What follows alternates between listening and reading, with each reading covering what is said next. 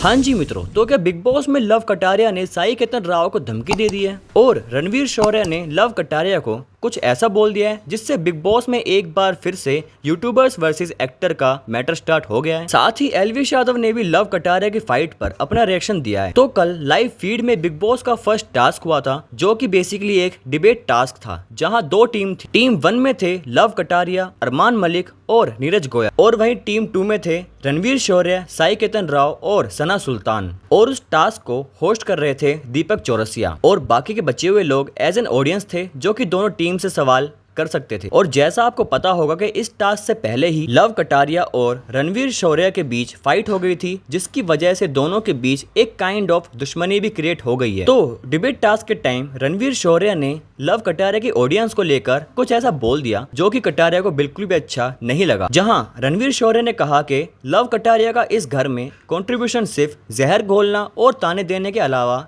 कुछ भी नहीं है। जब तक उनको कोई भी ड्यूटी नहीं मिलती, उससे पहले उन्होंने क्या किया है, और उन्हें लगता है कि उनकी जो बाहर ऑडियंस है उनको दिखाने के लिए सिर्फ बोलते रहना यही उनका कंट्रीब्यूशन है, और उनको ना तो कोई काम आता है, और जो लगता है कि उनकी जो पर्सनैलिटी है जो बाहर के लोग देखते हैं, ना जाने कौन लोग देखते होंगे, तो उसी से उनका काम चल जाएगा। तो इस पर लव कटारिया रिप्लाई करते हुए कहते हैं कि भाई तुझे जो बोलना है मुझे बोल, मेरे लोगों को कुछ मत बोल। उन्होंने मुझे प्यार करके यहाँ तक पहुंचाया है, मेरे लिए मेरी ऑडियंस भगवान है। तो इस डिबेट टास्क में कटारिया ने रणवीर शौर्य की हर एक बात का सही से काउंटर किया, और लव कटारिया की टीम इस टास्क को जीत भी गई। उसके बाद साई केतन राव रणवीर से कटारिया के बारे में बात करते हुए कहते हैं कटारिया को बात करने की तमीज नहीं है। फिर रणवीर ने बोला कि विशाल और कटारिया दोनों ही बदतमीज हैं। फिर साई केतन राव ने रणवीर से बोला कि जब कटारिया सोफे पर पैर रख के बात कर रहा था तो मुझे खींच कर रख देने का मन कर रहा था, और तभी वहां पर अचानक से कटारिया आ गए और कहा रख दो भाई, क्यों करते हो मुझसे इतना हेट, बोलना है तो सीधा मुंह पर बोलो ना। जिस पर रणवीर बीच में बोलते हैं तुम्हारा ताने देना ठीक नहीं है। इस पर कटारिया ने बोला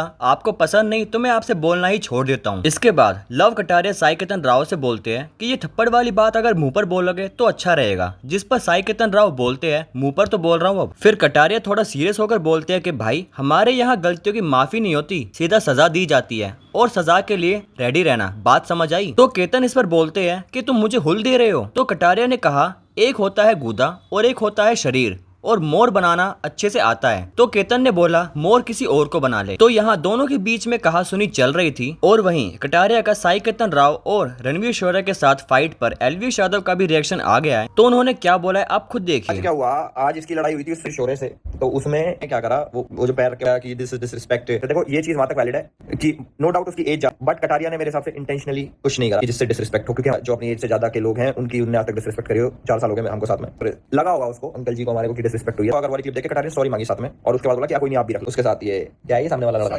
साई केतन राव के साथ फालतू बोल रहा कि शरीर देख ले अपना ये, और उसके बाद कटारिया तो समझा रहा कि भाई सारी चीज शरीर तना है। देखो सही बात है, बिल्कुल सारी चीज शरीर होने लगी।